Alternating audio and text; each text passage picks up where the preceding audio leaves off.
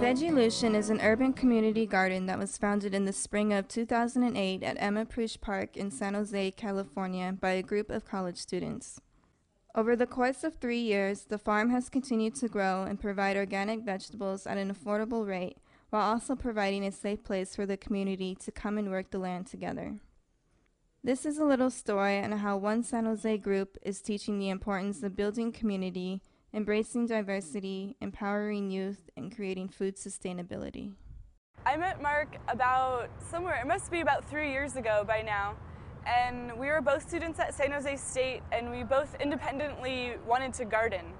And so we didn't know each other yet, but we were both kind of thinking about how we could garden because we both lived in apartments and we didn't have any place to garden. We decided to start working together on one garden in the neighborhood. And pretty quickly though, we reached out to more students and we got more students involved, and we started another garden and another garden and another garden. And at the same time, our vision for VEGGIELUTION and what we wanted to accomplish was getting bigger and bigger. We wanted to bring in more of the community, not just college students. We wanted to bring in youth and families and, you know, the more diverse community. So we started looking for a space, and we started looking at schools and churches, and then a friend was working here at Emma Prush Park at the time, and so she brought us back into the back of the park. And when we saw those 10 acres just sitting there under the freeway, we were like, oh my God, we found it, right? We couldn't believe that that much land is still available, and it's set aside for agriculture according to the plan for the park. Emma Prush Park was a vision of a single woman, Emma Prush. This was her family dairy farm, and it was the dairy farm for generations. And Emma never married. She never lived in this house. She thought this house was way too grand for her, and she lived in a small house next to it. This house used to be out on King Road.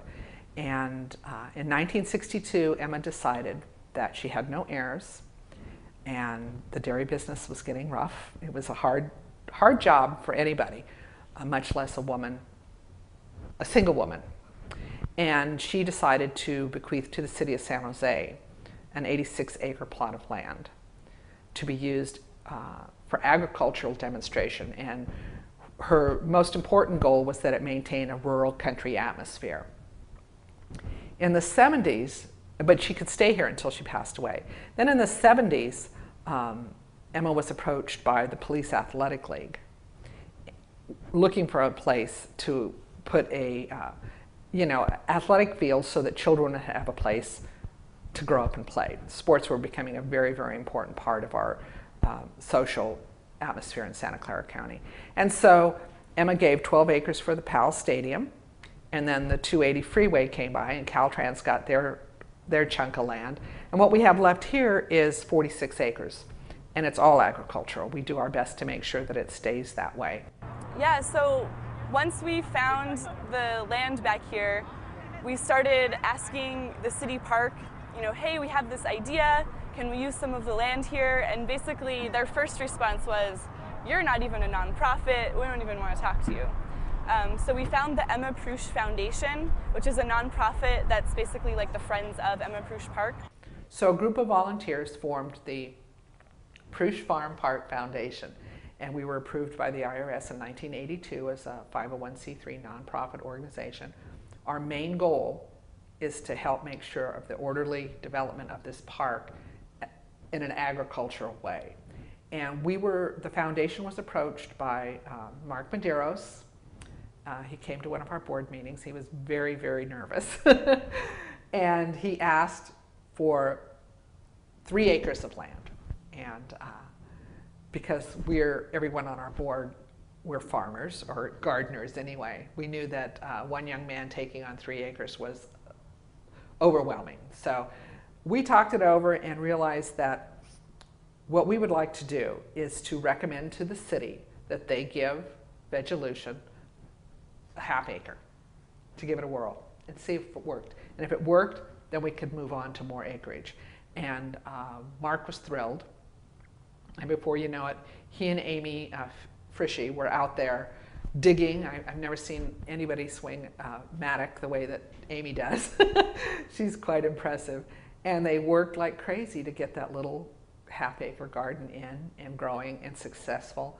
One of our biggest issues here at the park is the chickens that free range the place, and they manage to eat everything that gets planted unless you cover it with chicken wire. And so the board supported it, and we went to the city and asked if we could use that land.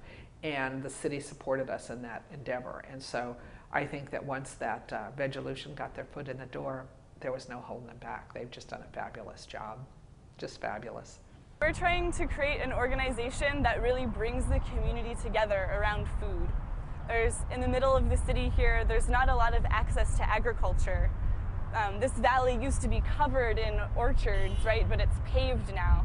And so people in the city, most of our direct contact with food is with the grocery store and those displays, beautiful displays that basically don't change for most of the year.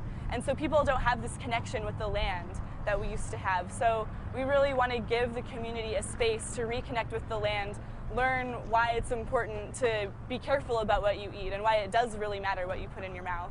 So I was really concerned about having all the diverse people of San Jose included, you know? That means old folks, young folks, black folks, Latino folks, all the Vietnamese folks, all the Asian folks from San Jose, and make it a model community, make it a place that everybody feels that they belong, everybody has a place, everybody has meaningful work to do, everybody's contributing, and just try to make a little microcosm of a very just and sustainable community. VEGGIELUTION is organized so that we can use the most volunteer energy possible. We think it's really important to empower people to take on more leadership when they want to. So we have a few staff people, and we have AmeriCorps members through the Silicon Valley Health Corps, and we have a lot of volunteers that do a lot of work. So specifically for our volunteer work days, the way that works is anyone in the community is welcome to come and volunteer. People don't need any gardening experience. What made me decide to help garden and volunteer is I work behind a computer every day, 8 hours, 10 hours a day. And so when I come on Saturdays, it just really gives me a time to relax, connect back with the earth, and it's okay, this is what I'm here to do. It's really just, it's relaxing. And gives me it's almost like a meditation. I decided to become a volunteer intern because I'm doing a sustainable agriculture minor at Cal Poly, and so this is the first time I'm starting to learn about farm and organic farming. I like the people the best, the interaction with the people I get out here, because I used to be an electrical engineer, and doing those internships and jobs were super lame. People had nothing to say and no opinion about anything except for how to make money. So I really enjoy my coworkers and my random volunteers and friends of coworkers that come out and just make new friends that way. We're most concerned about getting food out to the direct participants of the farm first. They own the farm. The people who participate in the farm are own the farm, and they should get the food, you know? And that's a big part of having people invested in the farm, is allowing people to take home food, get the benefits of the garden. So, and then we also donate a bunch still to a soup kitchen. That takes care of the majority, but now we have the farm stand that we're running out in the front of the park, which is really important too, because it's not donated, but it's sold at a very low price. So that's about getting food at a low cost out to the community. Another thing that we have is our youth program for high school students called Veggie Youth.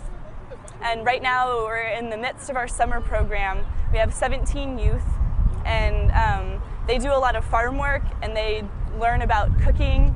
They actually cook together and eat together, and then they learn about food justice and the food system, where our food comes from, and health and nutrition, and teamwork and communication and all that kinds of stuff. And they always tell us that they're having a really good time, and you can tell that, that they're really getting a lot out of it. Goals of the youth program, the biggest, most important one is to create a community for the youth. Teenagers today, sometimes there aren't a lot of options for ways to healthfully occupy themselves necessarily, and so we really wanted to create a community where they could feel respected and safe and okay to be themselves and open up. Another really big goal of the youth program is to just help foster this really strong connection with land and food and creating a community around those two kind of central topics here at the farm.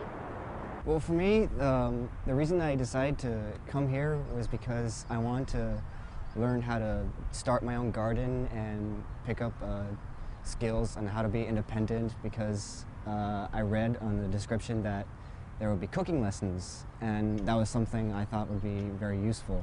It's been awesome. I touched chickens, I've grew my own plants, which is like the awesomest part, because seeing something that you plant to grow, it's like a child. It's awesome, and I made a lot of new friends that I don't think I would ever meet in my life, which is really cool. Met new people. I met people from North Carolina, from other places of the country, and I really like that. Now we're trying some other things, like we're having workshops now on different subjects, like we did one in the spring, like at the beginning of spring, like, okay, everybody, here are the 10 things that you probably want to plant in the next month, you know, and just trying to do some really rudimentary gardening education for people.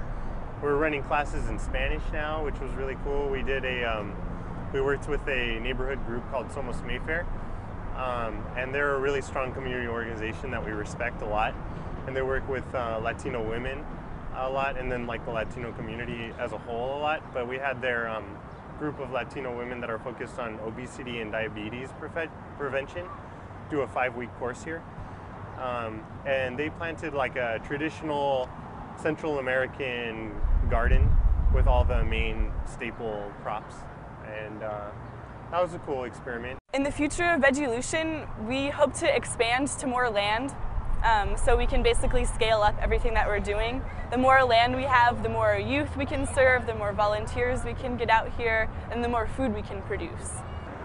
I would like to see it continues. I'd like to see more people involved, and this way the fruit can go for the homeless. They can sell it, and they can make a profit off it and put it back into everything goes back into the park here. You know, I think it is the wave of the future. I think that we're going to have to start thinking about how we're changing the culture of the way we eat. And it's about eating fresh fruits, vegetables, right from our backyard or right from our neighboring community facility where we have a garden that brings people together and they start farming as a community. That's what inspired me about being a part of VEGGIELUTION, and that's what inspired me to be a sponsor. And I'm not the only one that's a sponsor. I had the opportunity to sit down with Kaiser, and they're also a sponsor. So they see the importance about farming right here in your own community, and community people coming together and taking ownership about what they're feeding their families. The one message I would leave to other people is that everyone has a community facility right there in their neighborhood. Work with your elected official and get them to participate. And those of you that have a little bit of money to give, donate to the facility like a VEGGIELUTION or other farming institutions so that you can be able to walk out your front door and go to your neighboring community center or neighboring farm center and be able to pick fresh fruits and vegetables so that you can take home and feed your family. To me, it's been really, really important to see this wave of change as far as bringing the young people into the garden. And I don't just mean 6-year-olds. One other aspect that I think has been really critically important with VEGGIELUTION is that the VEGGIELUTION team is bringing in high school kids and college kids that are on the cusp of this, making decisions about major life decisions. And to come here and think about agriculture and think about the benefits of being out in the sun and the camaraderie of, you know, everybody eating together and growing things and understanding. I think that's been a really, really important part. Our park is here at King and Story Road, which is in East San Jose. It's a very busy, busy intersection on the police scanners. And to know that this park is a safe place. We don't have any vandalism. We have very, very little graffiti. We don't have any kind of issues like that. This is a safe place. This is base, if you will. The families come here from all over the area, and there's peace here. And I think there's peace here because of the gardens. I really do. When I latched on to gardening as a vehicle to do community organizing, I just started to realize that it's very empowering. It's totally positive. It's transformative. It's like a great route to achieving social justice and environmental justice and everything. So when I think about how VEGGIELUTION has changed my life, that's a funny question because I've just basically thrown my entire life into VEGGIELUTION, and so I have no idea what I would be doing if I wasn't doing VEGGIELUTION. And when we came to the point where we were starting it, it was this convergence of everything that was important to me into one thing. So there was never a question whether I was or wasn't going to completely devote myself to this project. So I guess it changed my life by giving me something to pour myself into and really, care about and do. My experience at VEGGIELUTION's been really, really wonderful. It was a lot of work on the front end. My coworker Jesse and I literally just created this program. We got here, there was a little bit of a working kind of model or template, but not much, and so it was a lot of getting resources on our part and kind of putting together what our vision was. And it's been so amazing to kind of see this thing that I put so much work into just take off and kind of become its own thing outside of myself and outside of my ideas and her ideas, and to watch the youth really take it over and take ownership of it. And yeah, like I was saying, how they have really invested in the farm itself, how they've been coming out early and staying late to really kind of invest in it themselves. So it's been incredibly inspiring. My experience as a youth program coordinator here at VEGGIELUTION has been probably the thing I'm most proud of in my life so far. Coming out here from North Carolina was a little scary, a little daunting, because it's a totally new place and a new situation for me. But really just the youth that I've gotten to work with have been so inspiring to me. Just a really, really great group of individuals, and just watching them learn and watching them grow has been, it's made all the work and research and heart that we put into designing the program totally worth it. And we have to realize that we as young people, that is our heritage, is people that lived off of the land, people who were peasants and people who were farmers and people who were sustainable people that were not screwing up the world. And so here we are, and we found ourselves all in the same place now. And it's like a new society. We have to make a new society that's more sustainable. That's my big thing. So yeah, I think let's do it.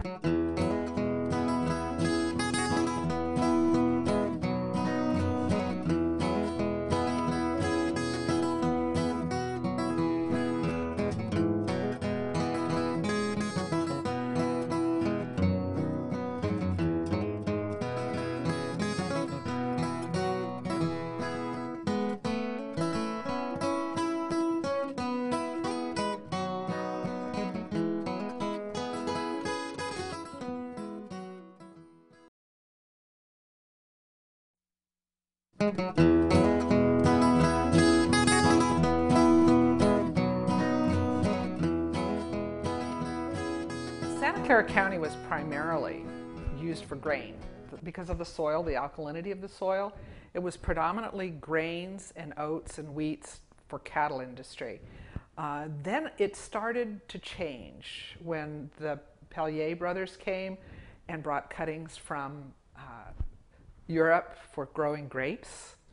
And the grapes were so successful, they started growing apricots and plums. Actually, the plums came first. And about the 40s, 20s, 30s, 40s, this area became extremely popular as far as an agricultural area for stone fruits. The entire valley had pockets of areas that were dedicated for specific fruits. Out by Alviso was pears predominantly. The areas over on Lawrence, used to be Lawrence Station Road before it was Lawrence Expressway, was corn and more annual type crops. And so the prunes and the plums came in the 1800s, but really became an important commerce area during the war. During World War I and World War II, this valley produced enough food to feed the world. So we were a predominant force in feeding the troops during World War I and World War II. And after the war, it just carried on. The people that were involved in horticulture realized that this was a Valley of Heart's Delight. There was everything to delight a farmer and a gardener here. There was food plenty. The weather was ideal. A little hot sometimes, but we had adequate rain in the wintertime to sustain us through the summer. So that's kind of where the name came from. It really was a Valley of Heart's Delight, everything you wanted here. We have the tall redwoods in the Santa Cruz Mountains, and we have the majestic oaks on the east side of the valley. So, and the proximity to San Francisco Bay allowed us to get cool breezes in the evenings. So this valley did have a lot to offer.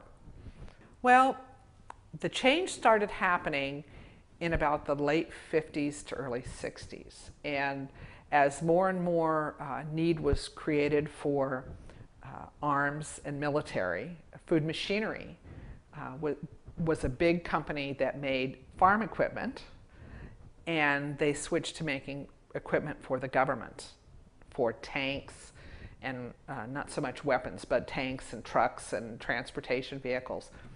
And so in the early 60s, the shift started. Although there's still, in the south part of the county, in Gilroy, there's still a lot of agriculture down there. Oddly enough, one of our main crops right now in Santa Clara County is mushrooms and cut flowers. And we don't think about that as being an agricultural crop, but they definitely are. So I think the change started in the late 60s and transcended with the onset of the computer, became a very, because it was such an ideal place for people to live. People could come here and work. We have incredible colleges, Santa Clara University, Stanford, San Jose State. So people could come here and get an incredible education. And because of our weather, they wanted to stay. And so the jobs were created here. Amdahl, and long before Microsoft and all the biggies, there was all these little companies. Hiller Helicopter was making, helicopters for the war effort. And so the transition and the people came because of the weather. We had a thriving port at the end of the 18th century at Alviso. Ships did not go to San Francisco. They stopped in Alviso, and the trains stopped in Alviso. And so we had train transportation, we had, shipping, we had everything here. So that was really the transition. It became a very convenient place for people to market their products. I think in a lot of ways it made a lot of the old timers really hold on tighter to what they had and to really instill upon their children the values of the orchards and the work ethic of being a farmer. Farmers work, 24/7.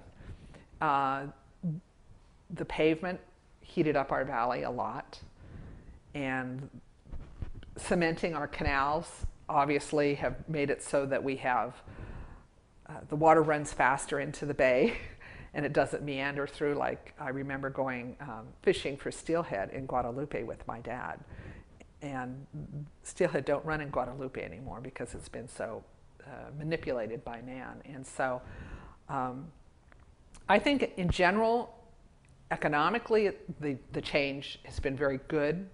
Socially, maybe not so much. Although here at Emma Prusch Farm Park, we have managed to embrace our community, and I am amazed every day I run into somebody new at this park that says, I didn't know this park was here.